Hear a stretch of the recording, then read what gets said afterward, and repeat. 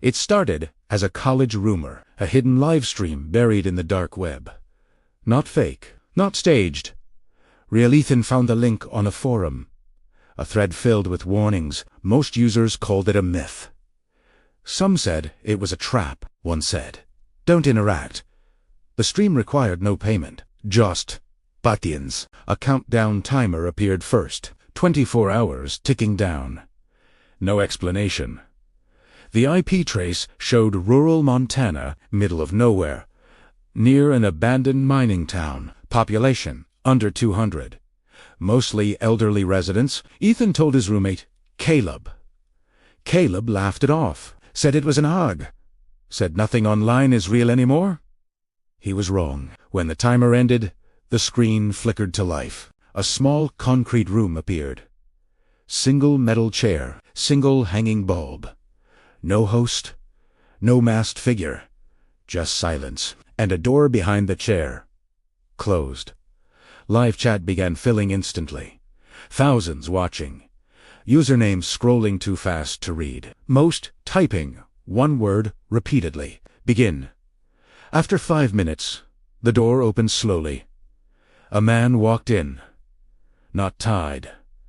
Not forced. He sat down calmly, folded his hands, looked directly into the camera, and said, "I volunteered." Chat exploded, some cheering, some accusing it of being fake. But the man continued speaking. Voice steady. They told me it was research. Exposure therapy. For people who fear being watched. They said I'd be observed. That's all. The light above him flickered. The door behind him closed. A second shadow appeared briefly. Tolstoy. The man stopped mid-sentence. His breathing changed. Eyes drifting upward, as if someone stood just out of frame, watching him, too. The chat slowed suddenly. Usernames disappearing one by one. Viewer count dropping rapidly from 18,000 to 312. Then to 3. Ethan refreshed the page. The stream continued. But chat was gone. Viewer count hidden. Only the man remained. He whispered something barely audible. Ethan increased volume. The man said, "They're behind you too." Ethan's webcam light turned on. He hadn't granted permission. He didn't even use it normally, but the small green light glowed steadily. Recording on screen. The man began smiling, too wide, too forced. Like he was listening to instructions. Then he stood up, walked toward the camera until his face filled the screen. Eyes bloodshot, unblinking. He whispered one final sentence. Connection established. The stream cut to black, but Ethan's webcam remained on. For 12 more seconds. The next morning, Caleb couldn't wake Ethan. Laptop still open. Screen black, webcam light off. Ethan was sitting upright in his desk chair, hands folded neatly in his lap, facing the blank screen. Smiling slightly. Police ruled it cardiac arrest. No signs of trauma, no drugs, no struggle, just sudden death. His browser history was empty. Router logs wiped clean. Hard drive corrupted, except for one file. A short video clip, 10 seconds long, time-stamped after Ethan's death. It showed his empty room. And behind his chair, for a single frame, a tall shadow, standing perfectly still, watching the camera. The auction site in Ohio, Mason never believed in conspiracy forums. He worked cybersecurity in Cleveland, spent his days tracking phishing scams, ransomware groups, foreign bot. One night, a flagged domain appeared, encrypted beyond standard onion routing. Access required rotating keys, generated every 30 seconds. Impossible for amateurs. The site had no branding, no homepage, just a single word, auction. In red text, below it, a list of numbered entries. No product images, no descriptions, just coordinates. Each entry displayed a live bid. Amounts rising rapidly. Bitcoin only. Timer counting down beside each. No explanation. Mason clicked entry 17. The screen loaded slowly, then revealed a live camera feed. A suburban street. Somewhere in Ohio, the camera angle was elevated, like from a second-story window, pointed toward a single house. Lights on inside. Normal family home. On the right side of the screen, a poll appeared. 4 options listed, each with a bid button, each climbing in price. Option 1, power outage. Option 2, window knock. Option 3, vehicle alarm. Option 4, full entry. Mason's stomach tightened. The numbers surged quickly, thousands of dollars transferring instantly, as if wealthy spectators were competing for something terrible. The countdown hit 0. Power outage 1. Option 2, window knock. Option 3, vehicle alarm. Option 4, full entry. Mason's stomach tightened. The numbers surged quickly, thousands of dollars transferring instantly, as if wealthy spectators were competing for something terrible. The countdown hit 0. Power outage 1. Total bid, $47,000. The screen flickered. Then the house went dark. Inside the home, silhouettes moved in confusion. Phone lights flickered on. A child's voice echoed faintly, asking what happened. Chat opened briefly. Only 3 messages appeared. Phase 1 complete. Proceed to 89. Efficiency improving. Mason's hands trembled. He checked the IP routing chain. The exit node bounced internationally. But the origin server was domestic, Columbus, Ohio. He clicked entry 18. Different house, different street, same format. Same 4 options. This time, bids were faster, larger amounts. Window knock reached $63,000. Timer hit 0. It won. The camera zoomed slowly. Front porch visible now. A shadow stepped into frame. Face unseen, standing silently at the door. 3 slow knocks echoed. Inside, someone approached cautiously. Door remained closed. The shadow did not move. It simply waited. After 30 seconds, it stepped out of frame. Chat displayed 1 message. Compliance satisfactory. Then disappeared again. Mason tried tracing payment wallets. They were clean, layered through mixers, untraceable chains, professional laundering. Then he noticed something worse. The coordinate listings refreshed. Entry 21 appeared. Location, Cleveland suburbs, 5 miles from his apartment. His heart pounded violently. He opened the map overlay. The dot blinked repeatedly, closer than he expected. Much closer. Entry 21 loaded automatically. Live feed appeared instantly. Familiar street sign. Familiar parked cars. His neighborhood. The camera angle shifted. Second floor perspective, across from his building. Pointed directly at his window. Lights on inside. His silhouette visible. Sitting at his desk, staring at his monitor. Watching himself in real time.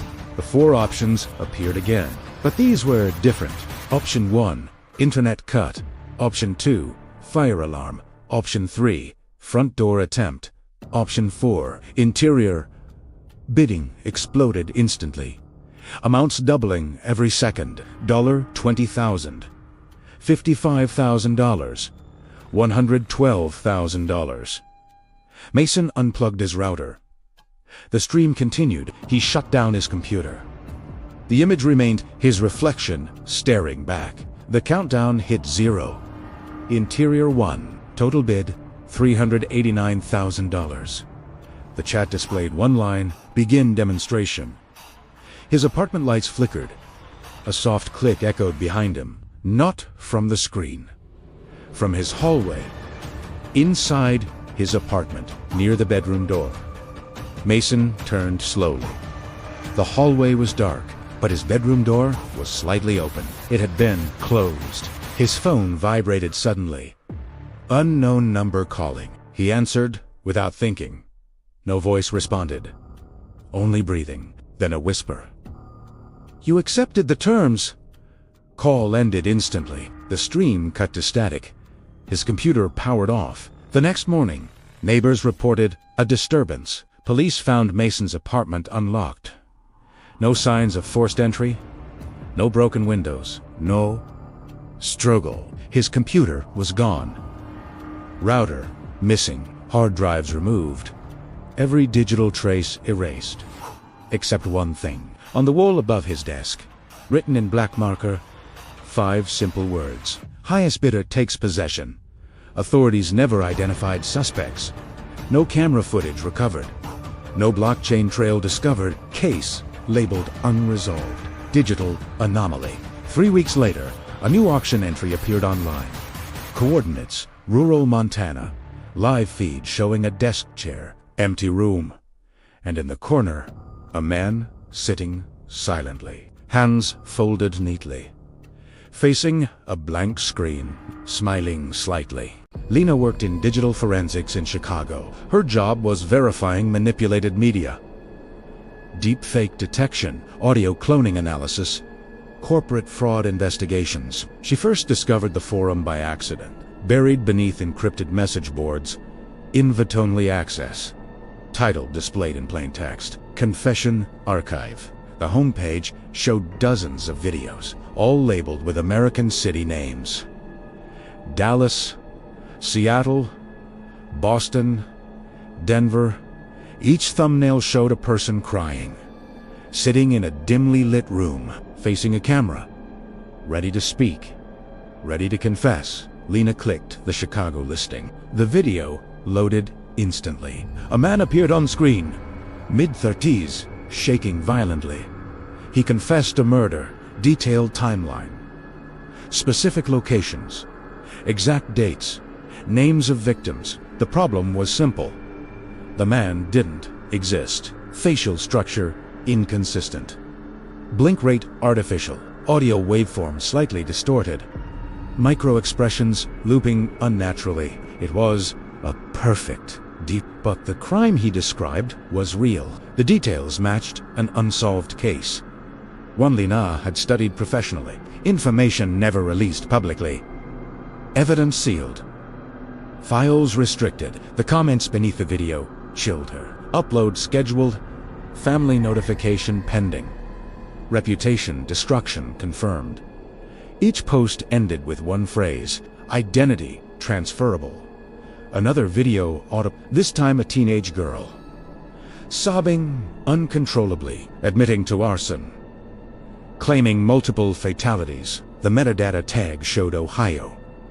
The real Ohio case involved no suspects. Authorities had no confessions. Yet the deepfake described exact forensic findings, information known only to investigators. Lena dug deeper into the site's structure. Encrypted server clusters, distributed storage nodes, multiple domestic relay points, all US-based. Then she found the payment tab. Users could request custom confessions, upload a target's photograph, submit a name, select crime category. Payment tiers were listed clearly. Fraud, assault, homicide, terrorism, each more expensive than the last. Underneath the pricing was a warning. Final product indistinguishable. Distributed to local authorities. Media leak optional. No refunds. Lena's pulse quickened. She searched recent news. 3 small-town arrests surfaced, each based on anonymous video submissions, each confession later disproven. But not before damage spread. Jobs lost, families shattered, reputations destroyed permanently. Social media mobs relentless, lives dismantled overnight. The final layer of the site was hidden deeper, accessible only after code verification. Lena bypassed it carefully. Inside was a private queue, pending productions. One entry displayed her name.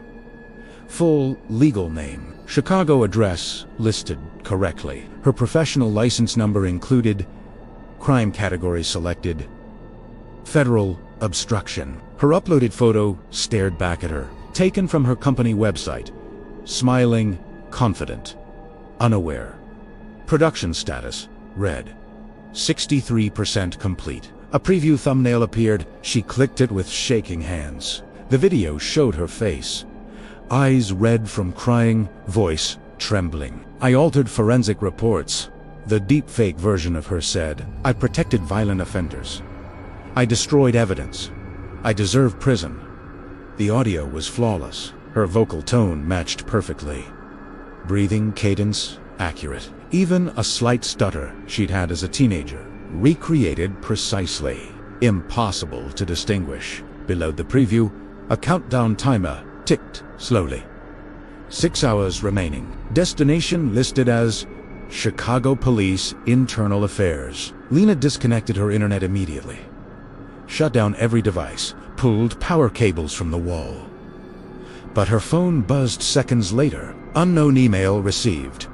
Attached was the final render. Full resolution. Watermarked authentic. Ready for distribution. Time-stamped 2 hours in the future. Her apartment lights flickered. Laptop screen powered on by itself. The forum reappeared automatically. A private message notification blinked from user, administrator. Message contained 5 words. You verify truth for a living. Now verify yourself.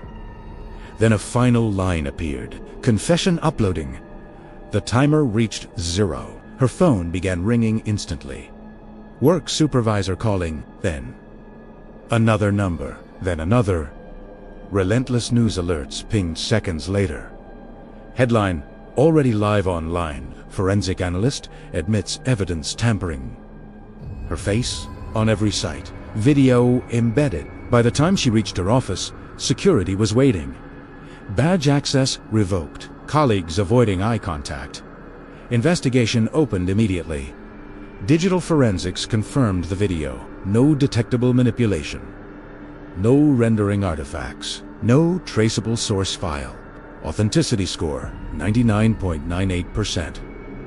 Lena tried explaining, tried demonstrating inconsistencies, but public opinion moved faster. Screenshots spread instantly. Comment sections filled with rage. Her bank accounts were frozen, professional license suspended, apartment lease terminated, family questioned by authorities. Everything dismantled within hours. Weeks later, the charges were quietly dropped. Experts finally proved fabrication. But the damage remained permanent. Search results never disappeared. The forum updated again. New confession added under Chicago. Different victim this time. Different crime.